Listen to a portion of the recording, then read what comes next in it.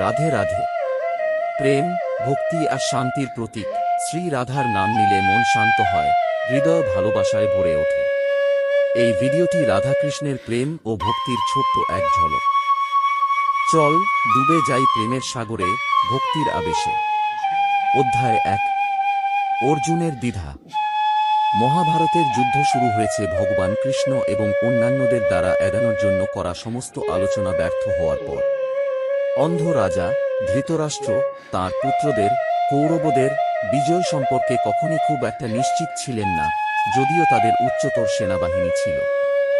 মহাভারতের রচয়িতা ঋষি ব্যাস অন্ধ রাজাকে দৃষ্টিশক্তির বর দিতে চেয়েছিলেন, যাতে রাজা যুদ্ধের ভয়াবহতা দেখতে পান, যার জন্য তিনি মূলত দায়ী ছিলেন।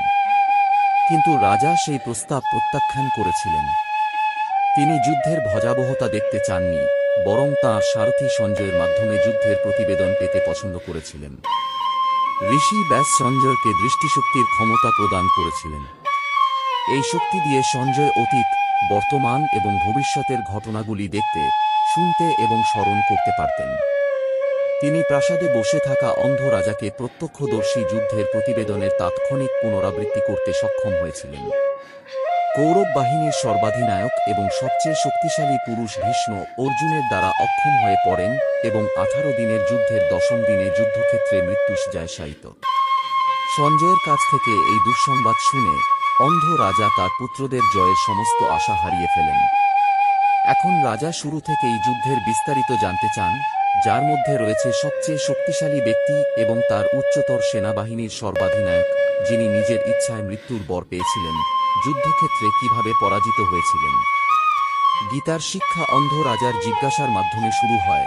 সঞ্জয় ভীষ্মকে কিভাবে পরাজিত করেছিলেন তা বর্ণনা করার পর নিম্নরূপ রাজা জিজ্ঞাসা করলেন, সঞ্জয়, এখন দয়া করে আমাকে বিস্তারিত বলুন, যুদ্ধ শুরু হওয়ার আগে আমার লোকেরা, কৌরবরা এবং পাণ্ডবরা যুদ্ধক্ষেত্রে কি করেছিল? সঞ্জয় বললেন, হে রাজা, পাণ্ডবদের সেনাবাহিনীর যুদ্ধের প্রস্তুতি দেখে আপনার পুত্র তার গুরুর কাছে এসে এই কথাগুলি বললেন, হে প্রভু, আপনার অন্য প্রতিভাবান শিষ্যের দ্বারা যুদ্ধক্ষেত্রে সাজানো পাণ্ডবদের এই শক্তিশালী সেনাবাহিনী দেখুন। এখানে অনেক মহান যোদ্ধা, বীর এবং শক্তিশালী তীরন্দাজ রয়েছে।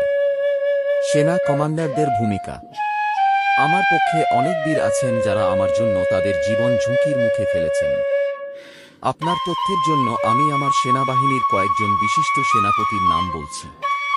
তিনি তার সেনাবাহিনীর সমস্ত অফিসারের নাম উল্লেখ করে বলেন, তারা বিভিন্ন অস্ত্রে সজ্জিত এবং যুদ্ধে দক্ষ। আমাদের সেনাবাহিনী অজেয়, কিন্তু তাদের সেনাবাহিনী জয় করা সহজ। অতএব তোমরা সকলে নিজ নিজ অবস্থানে অধিষ্ঠিত হয়ে আমাদের সেনাপতিকে রক্ষা করো। শঙ্খের ফুঁ দিয়ে যুদ্ধ শুরু হয়। রাজবংশের সবচেয়ে শক্তিশালী সেনাপতি এবং জ্যেষ্ঠ ব্যক্তি সিংহের মতো গর্জন করলেন এবং জোরে শঙ্খ বাজালেন, যা আপনার পুত্রকে আনন্দিত করে। রাধে রাধে। এমন সুন্দর ধর্মীয় কার্টুন ভিডিও পেতে আমাদের চ্যানেলটি সাবস্ক্রাইব করতে ভুলবেন না। চ্যানেলের নাম ডি কার্টুন ওয়ার্ল্ড।